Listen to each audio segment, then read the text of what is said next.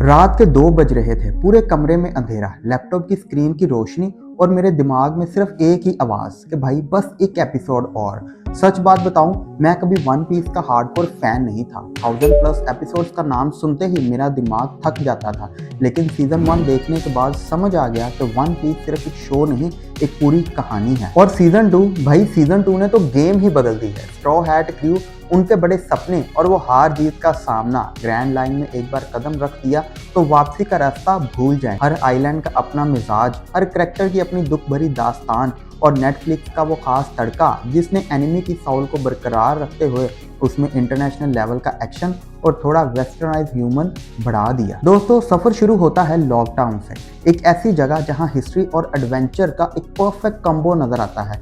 यहाँ gold Roger का वो मशहूर एग्जीक्यूशन प्लेटफॉर्म खड़ा है और दोस्तों, जब कैमरा उस पर जूम करता है ना, तो सच में एक अजीब सी ठंडक महसूस होती है। लूफी वहाँ खड़ा होता है तो लगता है कि बस एक नया लेजेंड शुरू होने वाला है। इनकी घोड़े की परफॉर्मेंस यहाँ वाकई आउटस्टैंडिंग है। उसकी वो आइकॉनिक स्माइल, बेपना ऑप्टिमिज्म और वो कॉन्फिडेंस जो स्क्रीन से निकलकर आप तक पहुँचता है, आपको यकीन हो जाता है कि ये बंदा सच में किंग ऑफ द पायरेट्स बनने का दम रखता है। और इसी मोड़ पर हमें मिलता है कैप्टन स्मोकर, एक ऐसा ऑफिसर जो इंसाफ पर मुकम्मल यकीन रखता है, लेकिन लोफी के जज्बे को देखकर थोड़ा कंफ्यूज हो जाता है।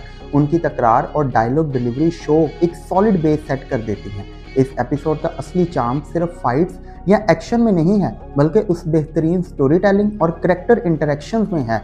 हर छोटी डिटेल, हर एक ग्लैंस और गेस्चर लूफी और स्मोकर के बीच उस टेंशन को इतनी खूबसूरती से बिल्ड करते हैं कि आप स्क्रीन से नजर हटा ही नहीं पाते। जैसे ही स्ट्रॉ हैट्स रिवर्स माउंटेन चढ़ते हैं, शो का स्केल बदल जाता है। ग्रैंड लाइन की डेंजर और अनप्रेडिक्टेबिलिटी स्क्रीन पर फुल इम्पैक्ट के साथ नजर आती है। वाटर क्रंच, क्लिफ फेसेस और कांस्टेंट थ्रेट फील करवाना लाइव एक्शन में ट्रिकी हो सकता था, लेकिन नेटफ्लिक्स ने CGI और सेट डिजाइन को परफेक्शन तक एनहेंस किया है। और फिर आता है लबून, द जॉइंट व्हेल। ये कोई सिंपल क्रिएचर नहीं है दोस्तों, ये एक सिंबल है, एक प्रॉमिस, एक रिफ्लेक्शन ऑफ फ्रेंडशिप और डिटर्मिनेशन। जब लूफी लबून से मिलता है, आप सिर्फ एक इनकाउंटर नहीं देख रहे, आप इमोशन फील कर रहे हैं। ये मूवमेंट एक इमोशनल एंकर है जो शो के रेस्ट ऑफ एडवेंचर के लिए टोन सेट करता है। और यही एक चीज़ है जो लाइव एक्शन एडेप्टेशन में ओरिजिनल एनिमी से ज़्यादा इम्पैक्टफुल है, क्योंकि स्केल और एक्सप्रेशन रियल दिख रहे हैं। जब स्ट्रॉ हैट्स ड्रम किंगडम और ब्रॉक वर्क्स की तरफ बढ़ते हैं तो कहानी में एक जबरदस्त ट्विस्ट आ जाता है। हम पहली बार मिलते हैं मिस वेडनेसडे से, जो बाद में रिवील होती हैं प्रिंसेस विवी। नेटफ्लिक्स ने विवी का कैरेक्टर वाकई फिनोमिनल पोर्ट्रे किया है। एक ऐसी लड़की जो अपनी सल्तनत अलबस्ता को बचाने के लिए किसी भी हद तक जा सकती है।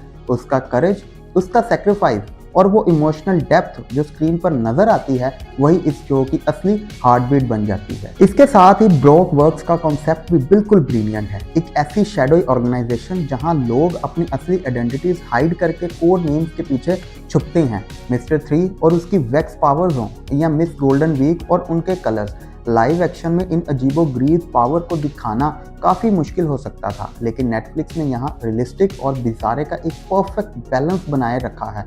यही वजह है कि शो के डार्क टोन मूवमेंट्स 20+ ऑडियंस के लिए बेहतरीन काम करते हैं और साथ ही अपने पुराने फैंस को भी पूरा इंट्रीग और एक्साइटमेंट मिलता है। दोस्तों, अब आता है वो पार्ट जिसने मेरी एक्सपेक्टेशंस को टोटली ब्लो कर दिया। ड्रम किंगडम और टोनी कूपर। सब डर रहे थे कि लाइव एक्शन में कूपर कैसा लगेगा, क्या क्यूट होगा या क्रीपी। नेटफ्लिक्स ने परफेक्ट कंप्रोमाइज किया, mix of CGI and practical effects. Results, Cooper इतना शानदार लगता है और उसकी बैक स्टोरी दिल को छू जाती है। डॉक्टर हिरिलुक और कूपर के बीच का बॉन्ड एक इमोशनल पंच है। उनके सीन्स हमें ये सिखाते हैं कि इंसान तब नहीं मरता जब उसकी धड़कन रुक जाती है, बल्कि तब मरता है जब उसे भुला दिया जाता है। ड्रम किंगडम का विजुअल, पिंक स्नो फॉलिंग और माउंटेन्स का बैकड्रॉप एक सिनेमैटिक ट्रीट है। ये शो का इमोशनल पीक है और साथ ही एडवेंचर का स्पिरिट भी मेंटेन रखता है। दोस्तों, अब बात करते हैं विलन की, क्योंकि विलन का इंट्रोडक्शन ही स्टोरी की बैकबोन होता है। सर क्रोकोडाइल की प्रेजेंस, उसका गोल्ड हुक, उसका सिगार और वो डेजर्ट का पूरा ऑरा सब भी इंटिमिडेटिंग है। जब वो लूफी के सामने आता है तो आपको साफ एहसास होता है कि ये फाइट इजी नहीं होने वाली। क्रोकोडाइल की लूजिया फ्रूट पावर्स और सैंड इफेक्ट्स में हॉलीवुड लेवल का काम दिखाई देता है। जब वो बारिश रोक कर कहत लाता है तब दिखाई देती है उसकी असली क्रूल ब्रिलियंस, एक विलन जो सिर्फ ताकतवर नहीं बल्कि जहनी तौर पर और स्ट्रेटेजी बनाने में भी माहिर है। वो शो के टेंशन और सस्पेंस को एक नए लेवल पर ले जाता है। दोस्तों, एक्शन सीन्स सीजन 2 में नेक्स्ट लेवल हैं। जोरो versus mister 1, Sanjeev versus mister 2।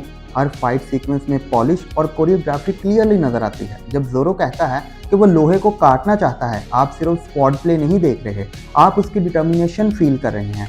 नामी का इंटेलिजेंस, असूब का फियर और ह्यूमर, संजी की स्टाइल और लूफी का करेज सब कंबाइन होकर एक फैमिली की फील क्रिएट करते हैं। रोटन टोमेटोज भी मेंशन करता है कि क्रू केमिस्ट्री शो की असली स्ट्रेंथ है। हर इंटरेक्शन नेचुरल और हार्टफेल लगता है। जब स्ट्रॉ हैट्स एक साथ होते हैं स्क्रीन पर मैजिक फील होता है। यही रीज़न है कि शो सिर्फ एडवेंचर और फाइट्स नहीं बल्कि इमोशनल कनेक्शन भी बिल्ड करता है। पेसिंग इस शो का सबसे बड़ा चैलेंज है। 8 एपिसोड्स में इतनी बड़ी स्टोरी कवर करना तकरीबन इम्पॉसिबल है और कभी कभी लगता है कि शो एक आइलैंड से दूसरे आइलैंड पर जंप कर रहा है लेकिन बिना उन मूवमेंट्स को एंजॉय किए। फिर वो कास्टिंग कंट्रोवर्सीज और रेस स्वैग्स पुराने एनिमी फैंस को थोड़ा ऑफ फील करवाती हैं। कहीं कहीं सेट्स भी थोड़े थ्रेटिकल लगते हैं, जैसे कोई स्टेज प्ले हो।